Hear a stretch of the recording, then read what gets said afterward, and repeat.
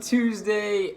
That little animation you just saw was one that I made over a year ago. I made it for these videos. It was supposed to be the intro.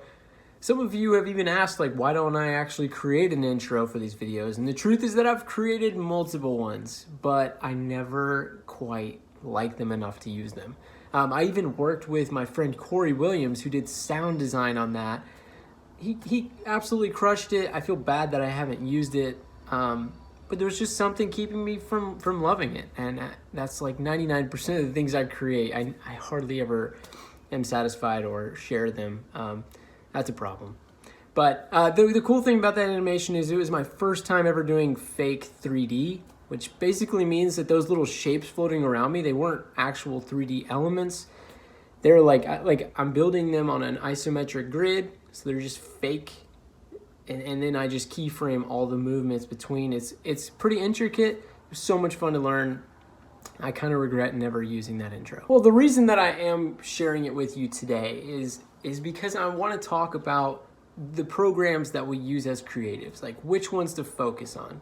And that animation is me just sitting in the middle of all of them spinning around me, which is pretty much how I feel about all of them. To be a creative professional, you have to master some programs. Like, that's inevitable. But the thing that's tough is when you're getting into the creative world, you realize that there are 100 different ways to enter that world. I mean, just speaking on programs, like you could first learn Photoshop, you could first learn After Effects or XD, which is a UI tool, or just jump straight to 3D programs or Lightroom, whatever. Like, there are 100 different ways to enter into the creative world, and it's really tough to know which one to focus on first. I'll start off by telling you my path into the creative profession, and then I will go back and tell you which things I would have changed, things I wish I would have focused on earlier on. My path went like this. Adobe Illustrator. I wanted to be a logo designer, so I gravitated towards that one. Then I wanted my logos to move, so then I went straight into After Effects so that I could animate them. After Effects gave me the curiosity to explore true 3D, and then so I bought Cinema 4D. And right now I'm in the thick of that, but it's already giving me the curiosity to explore AR. So there are some new programs coming out that I'll tell you more about in the future, but Apple's AR kit, and there's one with Adobe.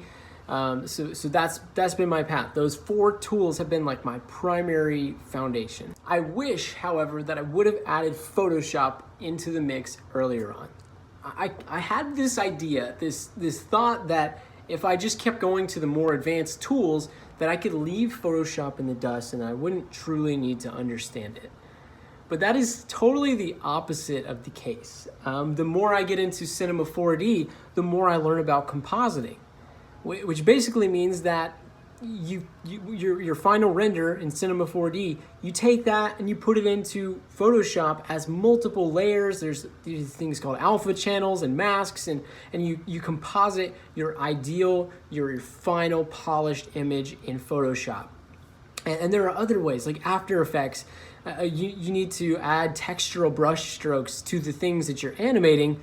Well, if you had the understanding of Photoshop, you would know how to make those 2 tools collaborate and make incredible things. I think there's more that I could say on this, but I kind of want to just cut to the point. In my opinion, the core 2 programs are Illustrator and Photoshop.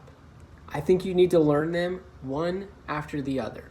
If you're going to be in photography, start off with Photoshop. If you're going to be in the design world, focus on Illustrator first. But as soon as you get that core, like if as soon as you learn Illustrator, jump over to Photoshop. As soon as you learn Photoshop, jump over to Illustrator, and then go into your advanced programs. Moral of the story is, don't try to juggle all the programs at once. If you're having trouble getting into these 2 programs, let me know and I'll share my list of resources that have really helped me.